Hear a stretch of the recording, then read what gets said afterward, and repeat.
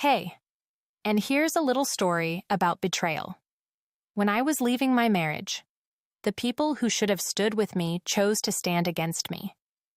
Instead of asking what happened or giving me space to speak, certain family members immediately took my husband's side.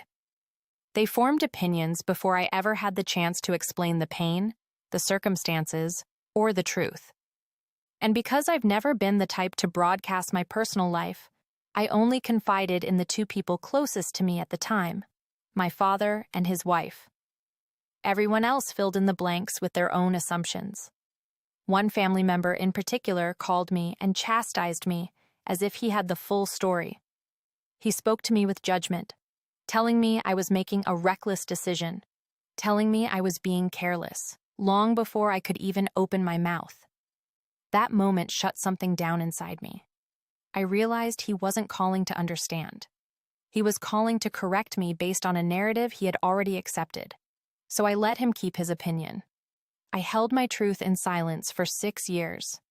By the time I finally shared what really happened, in 2018, the anger I had carried had already hardened into distance. I wasn't angry because he didn't know. I was angry because he never cared to ask. He chose a side before he chose to listen. And today, instead of taking accountability, he tried to shift the blame back onto me. He said, "If you would have told me, I would have known." But that's not how betrayal works.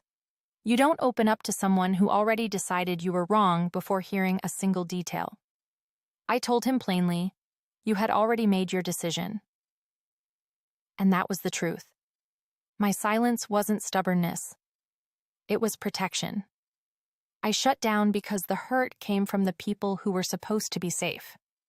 The betrayal wasn't just in what they said, it was in how quickly they believed the version of the story that painted me as the problem. That kind of wound doesn't heal quickly, and it doesn't disappear just because time passes. Scripture speaks to this kind of experience. In Job's story, when he was suffering, the people closest to him assumed he was at fault. They judged him without understanding the full picture. They spoke from their own assumptions instead of compassion. Job didn't defend himself to everyone. He held his peace until God revealed the truth. Your situation mirrors that same dynamic, being misunderstood, misjudged, and spoken over by people who never pause long enough to see your heart. John 14:27 reminds us that peace is something God gives, not something people grant. And sometimes that peace comes from accepting that not everyone will apologize, not everyone will understand, and not everyone will own the harm they caused. Your healing didn't come from their accountability. It came from your growth, your distance, and your decision to move forward without needing validation from the people who failed you. And the truth is, there's still more beneath the surface, pieces of the story they don't realize I know.